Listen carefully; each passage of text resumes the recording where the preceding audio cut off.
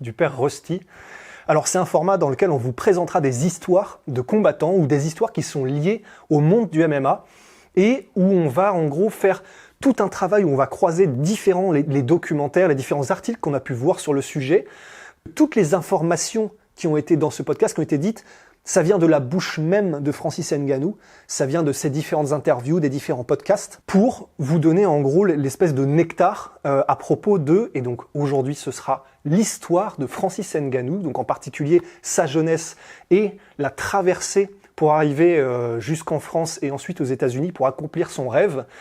Et donc ce sera des histoires comme celle-là où on vous racontera du début jusqu'à la fin avec un niveau de détail qui sera le plus élevé possible pour essayer de vous donner les anecdotes, etc. Et donc aujourd'hui, on va s'intéresser à Francis Ngannou, qui aujourd'hui on ne le présente plus, la machine à terrifier le monde du MMA, qui est passé grosso modo sur à peu près toute la catégorie à l'UFC et avec moult violence. Eh ben, on va revenir du début, vraiment de sa plus petite enfance, où il est né, et jusqu'à son voyage et son arrivée en France. Alors la première partie, ce sera donc sa jeunesse au Cameroun. Parce qu'en fait, ce qu'il est bien important de comprendre à propos de Francis, c'est que la raison pour laquelle il se définit lui-même comme étant quelqu'un de solitaire, c'est par toutes les expériences qu'il a vécues pour en arriver là où il en est aujourd'hui. Et vous allez comprendre que par exemple, son enfance, il a toujours été seul en fait. C'est pour ça que ça a développé son tempérament un petit peu solitaire, c'est qu'il vient d'une famille qui est très pauvre. C'est pauvre dans le sens qu'il n'avait même pas suffisamment de fonds pour pouvoir payer à Francis l'école. C'est-à-dire qu'il n'avait même pas de quoi s'acheter les cahiers, il n'avait à peine de quoi se racheter les uniformes lorsqu'ils étaient déchirés, les crayons, enfin c'était la galère juste pour pouvoir aller à l'école.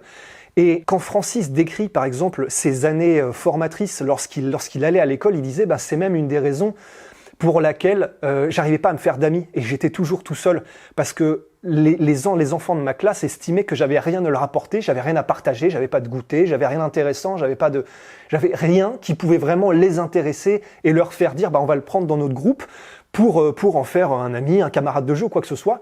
Et du coup, il était toujours à part, il était toujours un petit peu rejeté du reste. Et avant même de socialiser, ou du coup dans son cas d'avoir du mal à pouvoir socialiser à l'école, faut aussi savoir que dans le cocon familial, ça a été assez compliqué dès le début aussi. Quand il a 6 ans, ses parents divorcent, il se retrouve à aller de famille en famille. En fait, il a été chez sa tante pendant un moment donné, il a été chez sa grand-mère pendant un moment.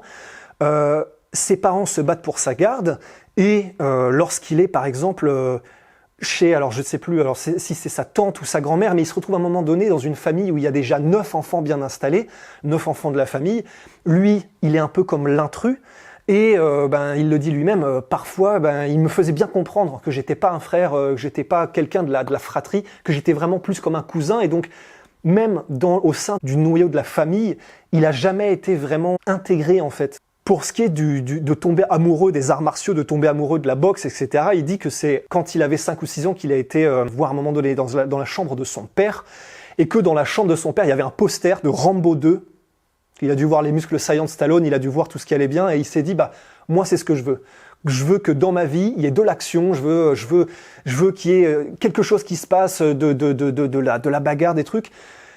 Et c'est à partir de là où sa vocation naît et où il se dit moi je veux trouver les arts martiaux, je veux faire quelque chose. Alors, on dit que c'est de là qu'est venu son amour des arts martiaux de la boxe, pour autant il n'était pas bagarreur. Et ça c'est un autre point qui est vraiment très important de comprendre pour comprendre Francis Ngannou en fait, c'est que son papa était bagarreur, mais dans la vie. C'est-à-dire qu'il était bagarreur. Et alors, Francis disait qu'il était karatéka, mais en fait, il se bagarrait dans la vie, dans la rue, en fait. Et il avait mauvaise réputation.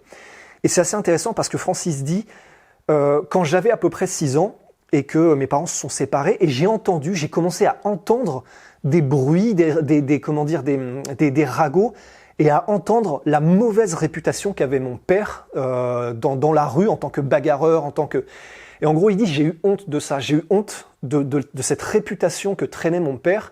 Et je me suis dit, pour moi, jamais je n'aurais ce genre de réputation, et je ferai tout pour conserver dans ma vie la meilleure réputation possible. Et c'est assez intéressant parce que c'est vraiment ça qui vous démontre aujourd'hui que c'est pas, il adore son sport, il adore combattre, mais ça n'est pas pour lui quelque chose de, comment dire, de la bagarre de rue, c'est quelque chose pour lui de noble, et la personne qui est en face de lui dans le ring, comme il le dit lui-même, c'est pas un ennemi, c'est juste un adversaire.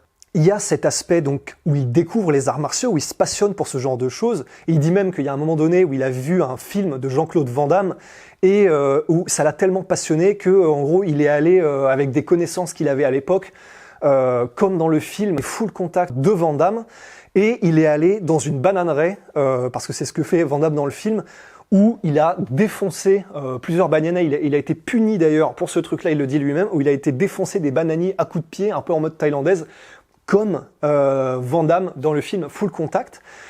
Et alors, le sport national au Cameroun, c'est le football, mais pour Francis, en fait, il n'aime pas tellement ça, en fait. C'est-à-dire que quand les enfants jouent au football, lui, ça le passionne pas. Lui, quand il va au cinéma voir des films de Van Damme ou voir des films, c'est plutôt ça qui le passionne. C'est ça qu'il veut poursuivre. Alors du coup, il essaye des trucs, il commence à bouger un peu, à apprendre par lui-même, à répliquer un peu les coups qu'il a vus dans les films. C'est vraiment, il sait que c'est ça qu'il veut faire de toute façon. Mais alors, pour en revenir un petit peu aux difficultés qu'il a dû rencontrer, quand il commence à aller à l'école, le truc c'est qu'on l'a dit, sa famille clairement ne roule pas sur l'or, c'est même tout l'inverse. Et du coup, comme il a du mal à se payer le nécessaire pour aller à l'école, il est obligé de travailler à côté. Et c'est là où il commence à travailler dans les mines de sable, parce que c'est un des seuls jobs où il peut travailler, il a cette opportunité. C'est dur, mais d'un autre côté, ça lui permet, les week-ends et pendant les vacances, de gagner un peu d'argent, suffisamment pour pouvoir se payer les goûters de temps en temps à l'école, pour pouvoir se payer les affaires, les uniformes, les stylos, les cahiers. Parce qu'en fait, quand il ne peut pas, quand il n'a pas suffisamment d'argent, en fait, il faut savoir que du coup, l'école ne l'accepte pas. C'est-à-dire qu'il y a des moments, il y a des jours où il ne peut même pas accéder à l'école, il ne peut même pas accéder à la classe, parce qu'en fait, il n'a pas pu payer les frais de scolarité, il n'a pas pu payer les cahiers, l'école, et donc en fait, il est rejeté également de l'école. Il y a des moments où il commence à travailler dans les mines de sable, mais comme les paiements mettent du temps à arriver, mettent plusieurs mois, le truc c'est qu'il peut pas payer à temps sa scolarité, et donc même quand il travaille en même temps, il peut pas aller à l'école. Enfin, c'est vraiment, il a galéré juste ne serait-ce que pour avoir une scolarisation correcte en fait. Le travail dans les mines de sable, premièrement, c'est extrêmement dangereux, mais deuxièmement surtout, c'est extrêmement harassant. C'est un travail qui est déjà fait pour les adultes, et il le dit lui-même, Francis, on faisait en tant qu'enfant, parce qu'il a commencé alors qu'il avait une dizaine d'années, on faisait ça en tant qu'enfant pour un travail qui était réservé aux adultes, c'était extrêmement physique, et le truc c'est que, en plus du fait que c'était très physique, il était obligé de faire ça dans les rares moments qu'il avait de libre, et ça veut dire que quand les autres enfants allaient en vacances chez des membres de leur famille, partaient en week-end, se prélassaient un peu, prenaient du bon temps, Francis ne pouvait pas. Parce que dans les rares moments où il avait des opportunités, où il avait un peu de temps libre, il devait travailler pour simplement pouvoir se payer l'école dans laquelle il allait. Donc extrêmement, extrêmement compliqué. En plus de ça, il habitait à une dizaine de kilomètres de l'école, donc pour y aller, c'est 2 heures de marche à chaque fois. Comme il n'a pas suffisamment d'argent pour pouvoir se payer le goûter une fois qu'il est à l'école, le moment où l'école est à 8 heures, forcément, il doit y aller en partant à 6 heures de chez lui, donc réveil 5h, 5h30. Il doit y aller, mais comme il n'a pas suffisamment d'argent pour s'acheter le goûter une fois à l'école, ça veut dire qu'il faut qu'il mange avant d'y aller, mais il dit lui-même, mais il ne fallait pas que je mange trop tôt avant de partir à l'école, parce que sinon, le laps de temps avant lequel je pouvais remanger était trop grand, et donc j'avais beaucoup trop faim. Et donc il dit, il y a même des moments où j'avais tellement faim à l'école que j'étais obligé, même les moments où j'y étais, où je pouvais y aller, de quitter l'école juste pour aller manger, et pour retourner manger parce que j'avais beaucoup trop faim et que c'était intenable. Donc extrêmement compliqué du point de vue social parce qu'il n'était pas accepté, extrêmement compliqué du point de vue organisationnel parce qu'il voulait aller à l'école mais il était loin. En plus de ça, il ne peut pas se payer de quoi y aller. En plus de ça, il doit travailler dans les mines de sable. C'était une enfance à jongler avec absolument tout. Et en fait, qu'il a beaucoup frustré. Ce que dit Francis, c'est qu'il se rendait compte qu'il était rejeté, évidemment, et ça le pesait. Mais d'un autre côté, ça le frustrait énormément parce qu'il se disait, mais moi, je mérite ce que j'ai là. Moi, je travaille dans tous ces jobs différents, je me démène pour aller à l'école, pour réussir à avoir une scolarité. Et je suis rejeté par des enfants qui ont absolument tout. C'est leurs parents qui les payent tout, qui leur payent tout. Ils vont en vacances, ils vont machin, et ils me traitent comme un moins que rien, alors que je travaille pour ce que j'ai et que je sais que moi, je mérite ce que j'ai. Et du coup, il dit, j'étais extrêmement frustré par tout ça. Il dit même qu'il détestait cette vie où il devait travailler comme un forçat, et en même temps, il galérait pour aller à l'école, en même temps, il était rejeté, en même temps, dans sa famille, c'était compliqué aussi parce qu'il allait un petit peu partout, il changeait de lieu, il changeait d'école, et donc il a développé une vraie frustration de tout ça, en fait.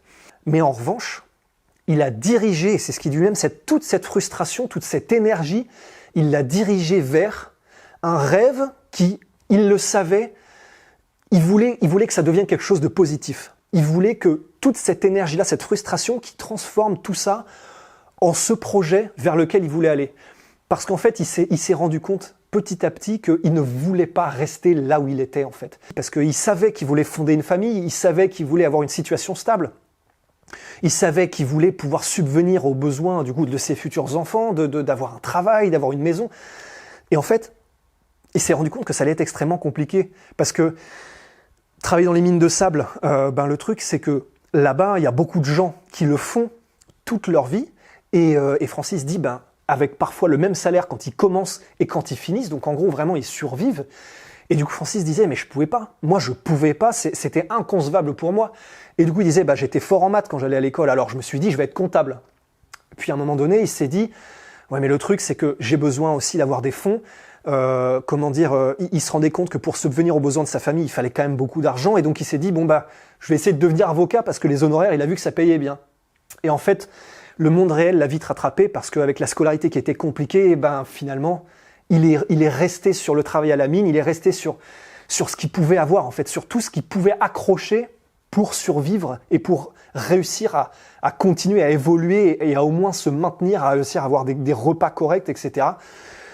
Et donc ça a été pour lui une enfance extrêmement compliquée. Une enfance extrêmement compliquée où en plus de ça, son père décède des suites d'une maladie alors qu'il est encore jeune. Et Francis le voit souffrir, mais ne peut rien faire parce qu'ils n'ont pas assez de fonds pour amener leur père à l'hôpital. Et donc en fait, Francis se rend compte aussi que, en fait, le problème c'est que là, j'ai vu tout ça avec mon père, mais si ça arrive à ma mère, après tous les sacrifices qu'elle a fait pour nous, après tout ce qu'elle a fait pour réussir à essayer de subvenir à nos besoins comme on pouvait, si ça arrive à ma mère et que je me retrouve dans cette situation où je ne peux rien faire, c'est pas possible. Et il le dit, c'était pas possible. Pour moi, c'était inconcevable. Il fallait trouver une solution pour pas rester dans cette situation-là, en fait. Alors, il découvre la boxe, alors qu'il a à peu près 18 ans. Il découvre la boxe parce que, du coup, comme on l'a dit, c'est tout ce qu'il rêvait de faire, en fait. Il commence les leçons de boxe. De toute façon, il savait, avant même de commencer, que ça allait être sa passion. Donc, il arrive en avance au cours de boxe anglaise, parce que du coup, lui, ce qu'il voulait, c'était faire de la boxe anglaise. Le MMA, il connaissait même pas le MMA avant de commencer à s'entraîner, en fait, véritablement. Et du coup, il commence les entraînements de boxe anglaise à 18 ans, ça le passionne, il adore. Il disait, j'ai commencé le premier mois, on faisait ça sans gants, parce que t'apprends les bases, hein. Et donc, tu fais du 1-2, t'apprends le jab, t'apprends machin. Et il disait, et c'est que simplement après quelques temps, après quelques mois que j'ai commencé à faire des oppositions, des sparring. Et il disait, mais bon, le problème, c'est que j'étais tellement lent qu'en fait, je me trouvais face à des mecs qui me possédaient, en fait. Enfin, j'étais face à des mecs qui étaient tellement rapides, qui anticipaient mes mouvements, que je les touchais même pas, en fait. Mais il adore ça et il se passionne, et c'est pour ça qu'il continue, évidemment. Alors qu'il a à peu près cet âge-là, entre 18 et 20 ans, il dit aussi, j'étais pas bagarreur, je m'étais promis que de toute façon, je ferais tout pour maintenir ma bonne réputation, mais il est dans des quartiers où, de toute façon, il y a de l'intimidation, il y a des gangs, des grands, ce qu'il appelait des grands à l'époque, qui viennent et qui t'intimident. Et du coup, il disait, quand on était petit, évidemment, on se faisait intimider, on se faisait oppresser, maltraiter, mais au fur et à mesure où Francis grandit et où sa carcasse se développe aussi, et où il commence la boxe anglaise, il y a des moments où, en fait, quand les grands venaient pour oppresser Francis, il y a eu des moments où Francis, quand il a commencé la boxe anglaise et qu'il était bien stock, il a commencé à répondre, et il a commencé à répliquer, et en fait, comme il le dit, ce qui était bien, c'est qu'en fait, il y a un moment donné où je commençais à répliquer quand j'étais intimidé dans la rue. Mais l'avantage, c'est que les répliques duraient pas longtemps et que ça durait pas toute la journée, en fait. Donc, comprenez que probablement, même sans avoir, la technique qu'il a aujourd'hui, de toute façon, c'est une force de la nature, et qu'avec les facilités qu'il a de toute façon en anglaise et avec les sports de combat en général, comprenez, grosso modo, il devait éclater les mecs, mais vraiment en quelques secondes. Et c'est ce qu'il disait, au moins l'avantage, c'est que ça durait pas toute la journée et qu'après, au moins, on me laissait tranquille.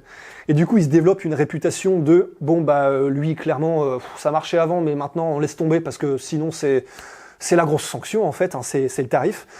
Et donc, du coup, il a quelques échauffourées, mais rapidement, ça se tasse un peu. Il dit que de toute façon, on lui a proposé de rentrer dans les gangs, mais lui n'a pas voulu. Toujours cette réputation qu'il voulait garder. Du coup, ses amis, c'était des gens, quand il était un peu plus âgé, qui étaient plus petits que lui. Et du coup, il les défendait en même temps. À 21 ans, il part à Yaoundé parce qu'il veut essayer de développer ce rêve. Il sait qu'il n'a pas envie de stagner. Il sait qu'il a envie de faire quelque chose, de progresser. Mais il faut bien qu'il fasse quelque chose. Donc à 21 ans, il part à Yaoundé. Et il essaye de, en même temps, faire moto-taxi et en même temps, donc pour se développer des fonds, pour avoir un peu de capital, et en même temps, pour commencer vraiment la boxe. Mais en fait, ça marche pas trop. Et puis, en plus, les gens le prennent un peu pour un fou, lui disent, mais attends, mais est-ce que tu peux nous citer un mec qui, au Cameroun, a réussi en anglaise, en fait? Enfin, ça n'existe pas. Donc, il est sujet un peu de vannes, de moqueries, tout le monde lui dit qu'il est complètement fou.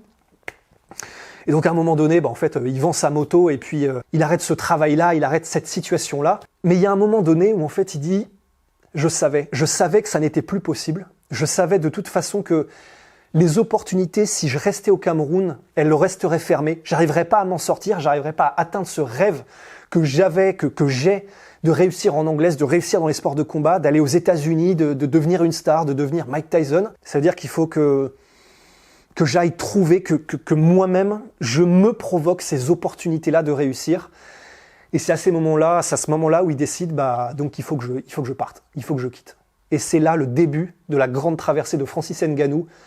Et vous allez voir, quand il dit « j'ai vécu l'enfer », pour nous et probablement pour la majorité d'entre vous qui regardez, on peut même pas s'imaginer. On peut même pas s'imaginer, vous allez voir. Ce sera dans le chapitre 2, la traversée.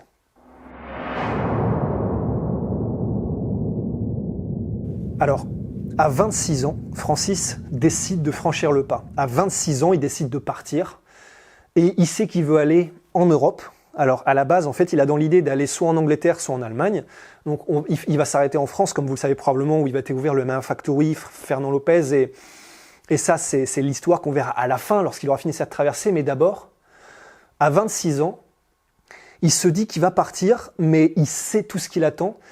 Et quand il décide d'y aller, en fait, il dit « J'ai dit à ma famille, j'ai dit à mes sœurs que je partais dans le Nord. Je leur ai pas dit où, parce que je voulais même pas en fait qu'elles sachent, je voulais même pas qu'elles s'inquiètent. Du coup, je leur ai même pas dit, je leur ai juste dit « Je pars ». Il a confié ses économies à sa sœur, son argent, parce qu'il avait entendu dire que c'était l'enfer, qu'il y avait la mafia, les vols, les gangs.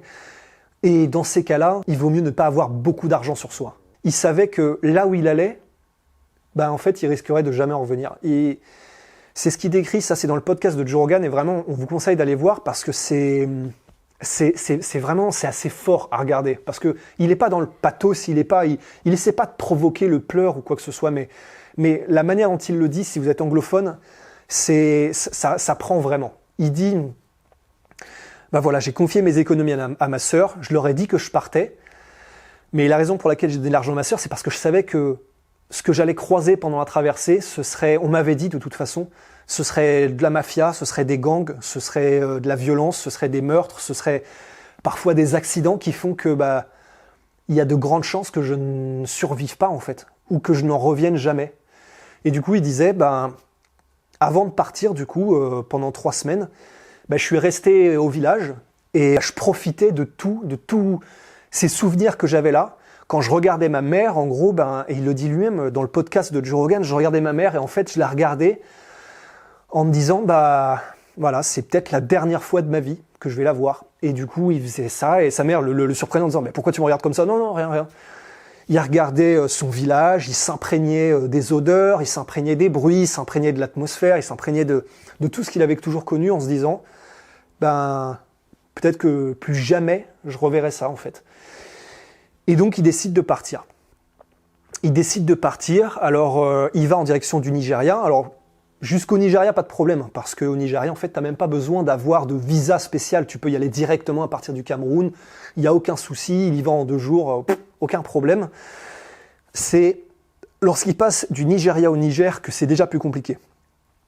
Parce que pour passer du Nigeria au Niger, là, en revanche, tu as besoin d'un visa. Et là, tu as besoin... C'est là où ça commence. C'est là où ça commence, où tu es obligé de soudoyer les policiers, parce que de toute façon, eux, pour te laisser passer, faut bien qu'ils en retirent quelque chose. Et donc, tu es obligé de les payer, tu es obligé de négocier, tu es obligé de trouver des moyens de cacher l'argent, parce que de toute façon, ils vont te fouiller. Et s'ils trouvent de l'argent, ils vont être obligés... C'est pas ils vont être obligés, ils vont te le prendre, parce que c'est comme ça, c'est le bakshish. Ils vont te prendre tout l'argent que tu as et tout ce dont ils pourront profiter, ils en profiteront parce qu'ils savent que tu es en situation illégale.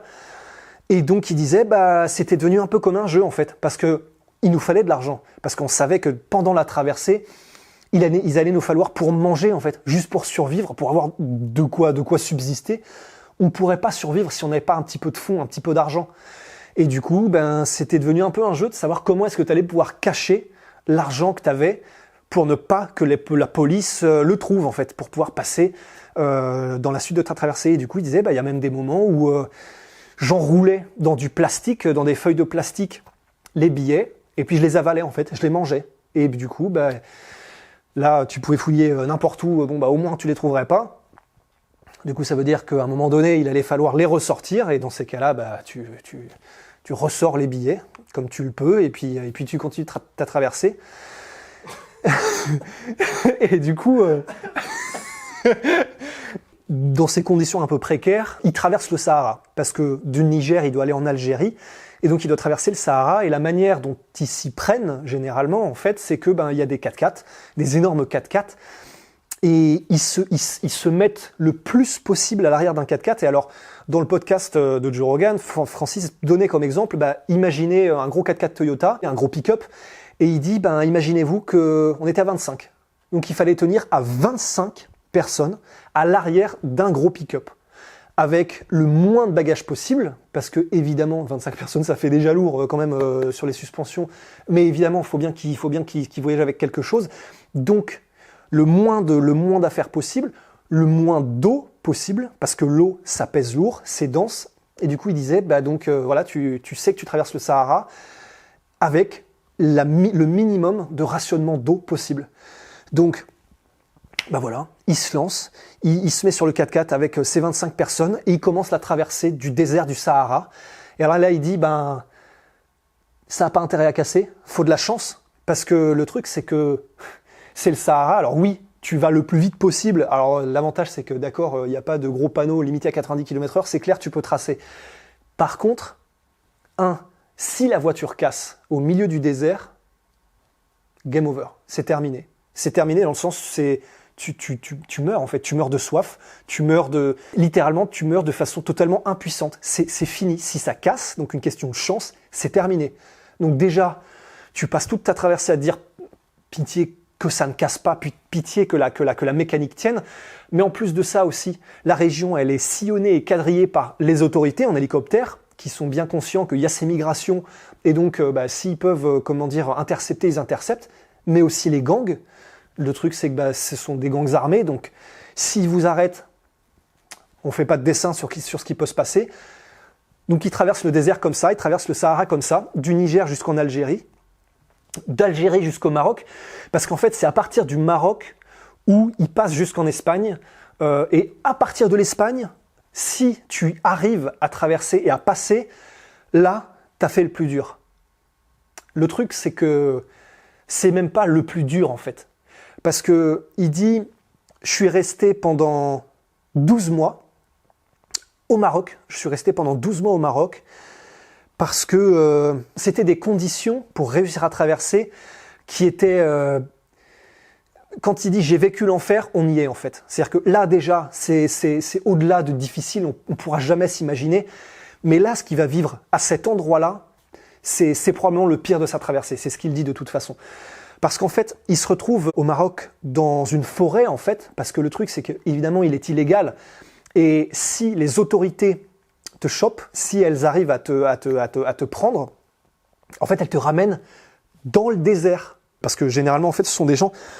Comme ils se baladent sans aucun identifiant, parce qu'ils n'ont pas de carte d'identité, ils n'ont rien du tout, parce qu'en fait, ils savent que s'il y a une carte d'identité ou n'importe quel papier qui peut démontrer d'où tu viens, en fait, en Espagne particulièrement, en fait, ils te renvoient d'où tu viens. Donc si tu n'as aucun papier, si tu n'as rien pour prouver d'où tu viens ou qui tu es, bah, en fait, ils ne peuvent rien faire.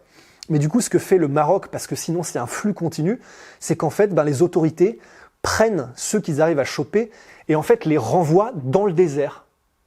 Et du coup, le truc, c'est que bah, Francis dit...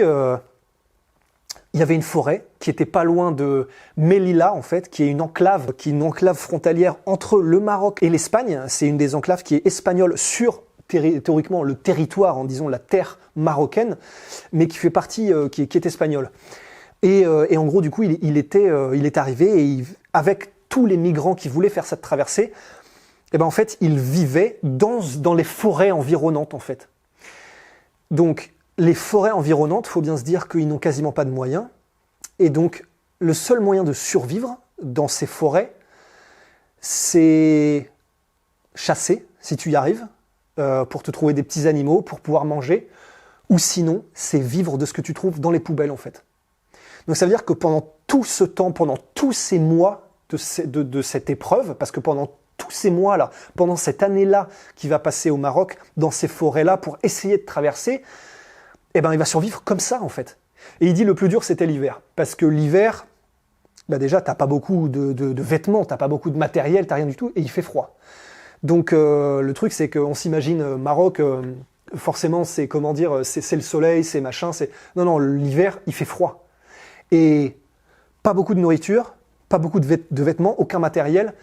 L'hiver, c'était le plus dur. C'est ce que disait Francis. Et quand du coup, Francis, qui a traversé tout ça, dit « c'était le plus dur », on n'imagine même pas. Mais du coup, le truc, c'est que il est dans cette forêt avec tous ces migrants et il dit en plus, on est tout ça, on est tous ces gens-là qui veulent traverser, mais il n'y a pas vraiment de... On est chacun pour soi, en fait. Et chacun sait que c'est chacun pour soi. Donc, ça doit être assez compliqué à gérer, même du point de vue psychologique, même du point de vue... t'es constamment en train de te méfier. En plus de ça, il dit, on se cachait aussi dans la forêt, parce que le truc, c'est que si tu es autre part, avec les gens, en gros, les gens du pays, tu sais pas, parce que les policiers sont en civil, tu sais pas qui est policier, qui peut te dénoncer, ou dire ils sont là et pour venir aller les choper, ou quoi que ce soit. Donc en fait, ils se cachaient dans la forêt, mais t'es constamment sur le qui-vive, en fait. Lorsqu'ils sont cachés, ben, ils sont là pour traverser. Et donc, ils tentent cette traversée. Et en fait, la manière dont ça se passe, c'est que entre le Maroc et l'Espagne, dans cette enclave frontalière, là, la zone qui est la zone par laquelle tu dois traverser cette frontière pour aller théoriquement du Maroc à l'Espagne, elle est ultra surveillée. Et elle est ultra surveillée parce que en gros, les Espagnols savent que c'est par là que ça se passe, en fait. C'est vraiment par ici que passent les migrants pour passer en Europe. Du coup, tu as 3 clôtures, elles sont immenses. Pendant que Francis y était, des énormes rouleaux de barbelés partout. Enfin, elle est surveillée 24/24, détecteurs thermiques. C'est Fort Knox, en fait.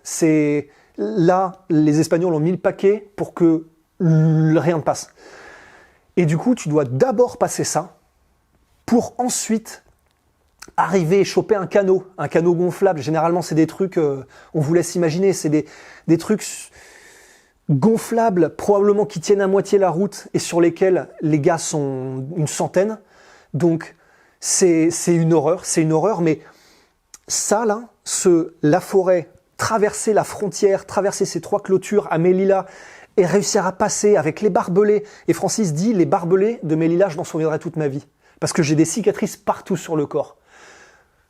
Bon, c'est-à-dire qu'ils doivent passer au-dessus de trucs qui t'arrachent la peau, qui t'arrachent les vêtements, Une fois que tu as causé des saignements, le truc, c'est que tu peux saigner à mort. Et puis de toute façon, tu peux aussi t'arracher l'œil. Enfin, c'est l'enfer.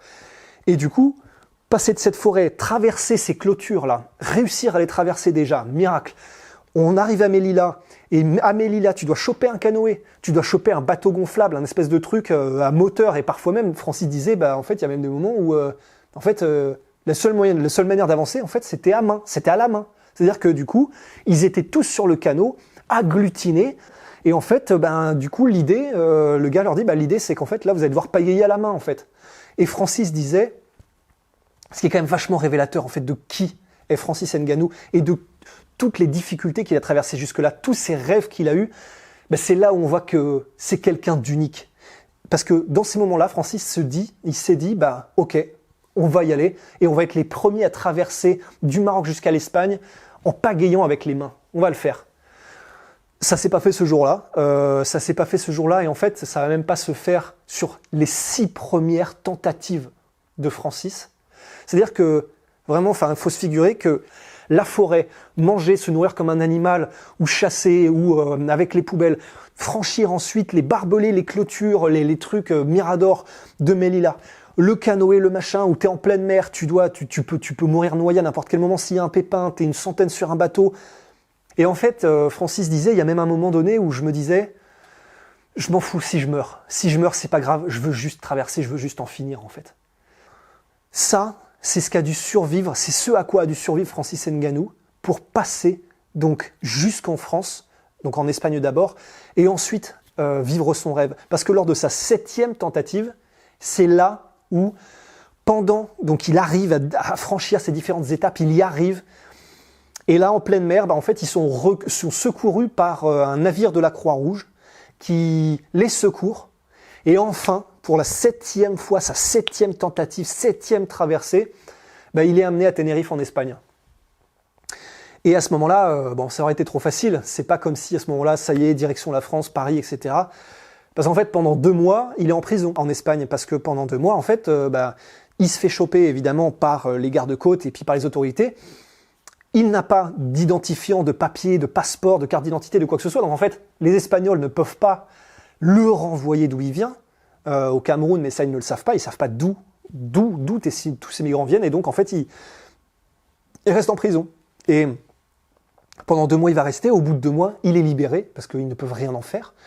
Et du coup, à partir de ce moment-là, de ces 2 mois en prison, il va vers la France. Alors, dans son objectif, comme on l'a dit, lui, ce qu'il veut, c'est devenir une star de la boxe anglaise. Mais il s'était dit, je vais passer soit par l'Angleterre, soit par l'Allemagne. Mais il fait donc son escale à Paris. Il pensait que ce serait qu'une escale. Alors, il fait partie de certaines associations de migrants où il aide comme il peut, il est accueilli.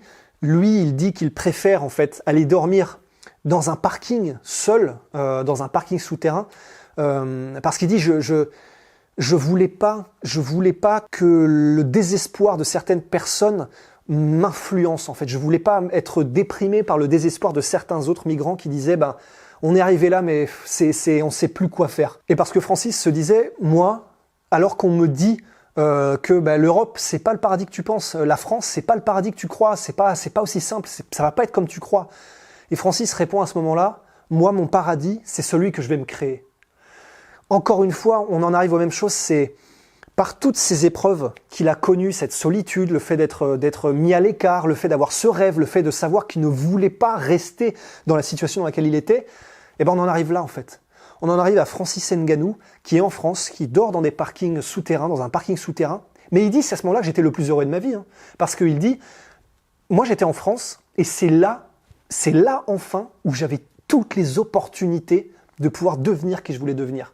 Donc paradoxalement, il dit, mais quand on me disait, ça doit être vraiment dur pour toi, machin, Francis disait, non, moi je suis là, je suis le plus heureux que je pourrais être, parce que je sais maintenant toutes les opportunités qui s'ouvrent à moi. Et c'est là où il dit de toute façon, moi ça a été très rapide, dès que je suis arrivé en France, littéralement les jours qui ont suivi, je cherchais déjà les clubs de boxe pour m'entraîner, etc. Dans les semaines qui vont suivre, il va commencer la boxe anglaise dans des clubs et il va rencontrer Didier Carmon, qui est resté son ami jusqu'à aujourd'hui. Et avec Didier Carmon, en fait, il va commencer les sports de combat, il va se remettre parce qu'il avait donc commencé au Cameroun. Et en fait, alors que lui veut devenir boxeur anglais, de boxe anglaise, boxeur professionnel, en fait, Didier Carmon lui dit, mais tu sais, là je te vois bouger, je te vois comme ça, et ce qui pourrait être le plus indiqué pour toi, c'est le MMA en fait. C'est le MMA. Et Francis, tu dis, mais en fait, du coup, c'est quoi le MMA? C'est-à-dire qu'en arrivant en France, Francis ne savait même pas ce que c'était que le MMA. On est en 2013 à ce moment-là. Et Didier Carmon lui explique, du coup, tu sais, c'est avec la cage, tu as plusieurs disciplines associées, etc. Et là, Francis dit, ah ouais, d'accord, ouais, j'avais déjà vu ça. Et en fait, c'est ce que dit Francis, au fond de son cerveau, dans sa tête, il se disait, ouais, mais bon, ça m'intéresse pas du tout, en fait. Enfin, ça va au sol, moi, ce que je veux, c'est le noble art, ce que je veux, c'est le stand-up, c'est le striking. Mais il se rend compte aussi que,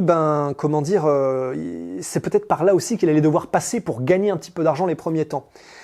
Et à un moment donné, lorsque certaines salles ferment, il faut bien qu'il continue à s'entraîner. Et du coup, il va au MMA Factory s'entraîner, faire ses débuts, après que Didier Carmon, du coup, l'ait aiguillé vers le MMA. Et il va au MMA Factory, et c'est là où, évidemment, il rencontre Fernand Lopez, et où Fernand le prend aussi sous son aile. Fernand fait de lui ce que Fernand appelle une fiche zéro, c'est-à-dire en fait quelqu'un qui arrive sans aucun moyen, qui arrive sans ne pouvoir rien faire parce qu'il ne peut pas financièrement, parce qu'il n'y arrivera pas tout seul. Et bien en fait, Fernand en fait une fiche zéro où il lui donne tout. C'est-à-dire le full access, il peut faire tous les cours qu'il veut au MMA Factory, qui s'appelait à l'époque le CrossFight.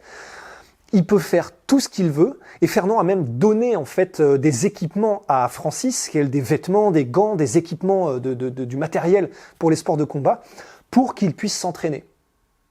Et c'est à partir de là où Francis commence à s'entraîner en MMA, et puis en fait 4 mois après avoir commencé son entraînement de MMA, il fait ses premiers combats pro, parce qu'en fait ce sont les moyens les plus rapides. C'est ce que dit Fernand Lopez, en fait, c'était l'ascenseur social le plus rapide.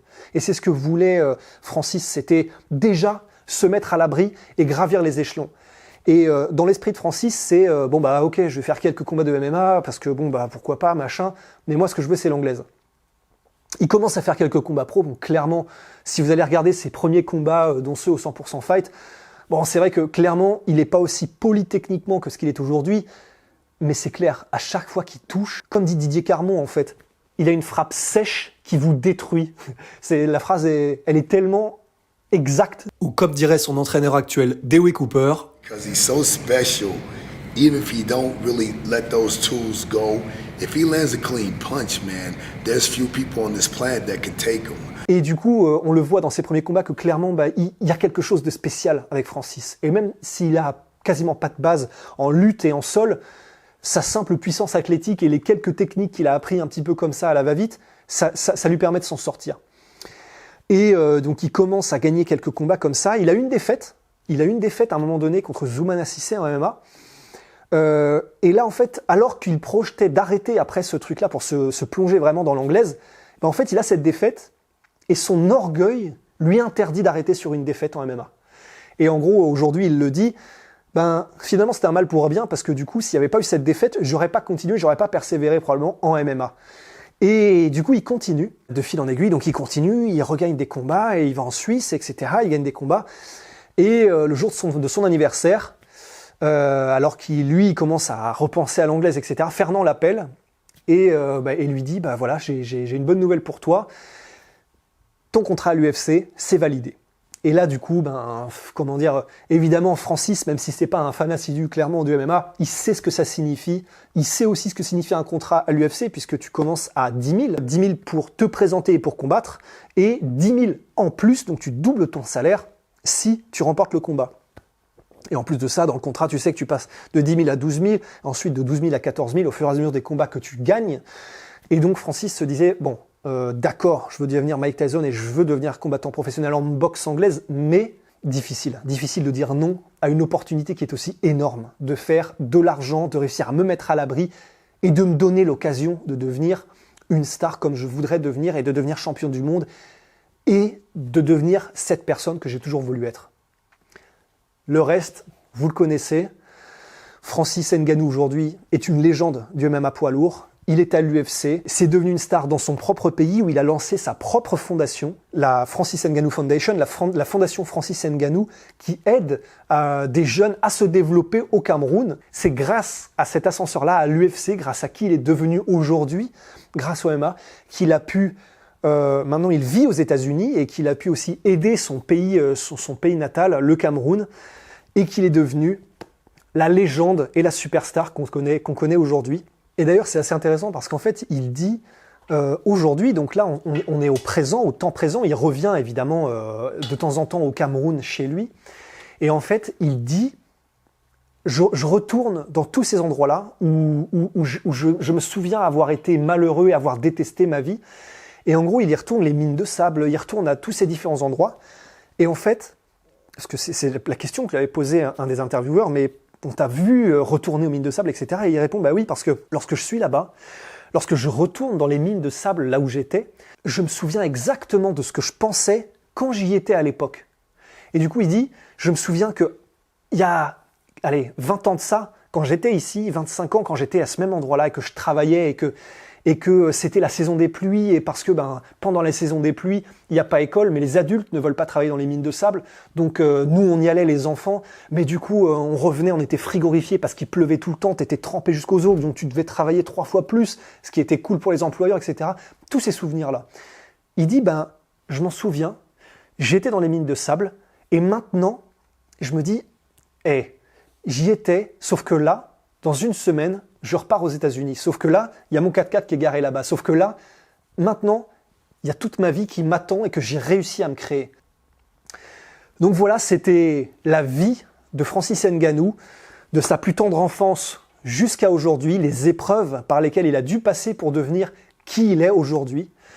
Voilà, on espère que ce format vous a plu, les contes du père Rusty, et puis on espère que vous avez appris beaucoup de choses. Si vous avez aimé, n'hésitez pas à liker et à vous abonner. Et puis je vous dis à très bientôt pour le podcast La Sueur, ou un autre format comme celui-ci, ou avec mes compères Guillaume ou Polydomso. Et voilà, et à très bientôt.